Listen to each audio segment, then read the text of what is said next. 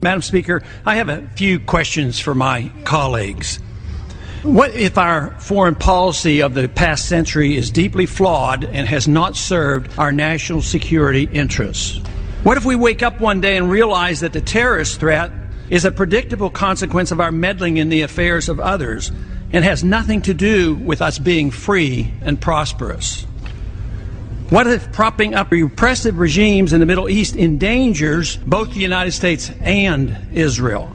What if occupying countries like Iraq and Afghanistan and bombing Pakistan is directly related to the hatred directed toward us?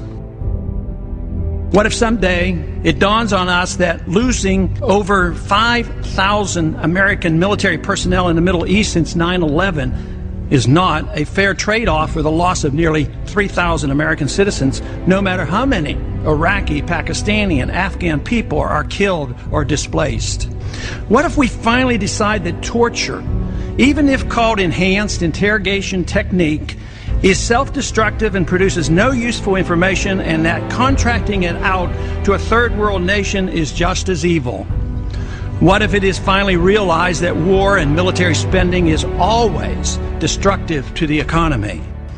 What if all wartime spending is paid for through the deceitful and evil process of inflating and borrowing? What if we finally see that wartime conditions always undermine personal liberty? What if conservatives who preach small government wake up and realize that our interventionist foreign policy provides the greatest incentive to expand the government? What if conservatives understood once again that their only logical position is to reject military intervention and managing an empire throughout the world? What if the American people woke up and understood that the official reasons for going to war are almost always based on lies and promoted by war propaganda in order to serve special interests? What if we as a nation came to realize that the quest for empire eventually destroys all great nations? What if Obama has no intention of leaving Iraq? What if a military draft is being planned for the wars that will spread if our foreign policy is not changed?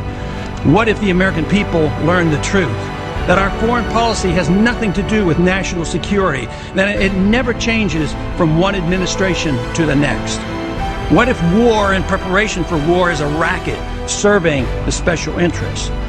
What if President Obama is completely wrong about Afghanistan and turns out worse than Iraq and Vietnam put together? What if Christianity actually teaches peace and not preventive wars of aggression? What if diplomacy is found to be superior to bombs and bribes in protecting America? What happens if my concerns are completely unfounded?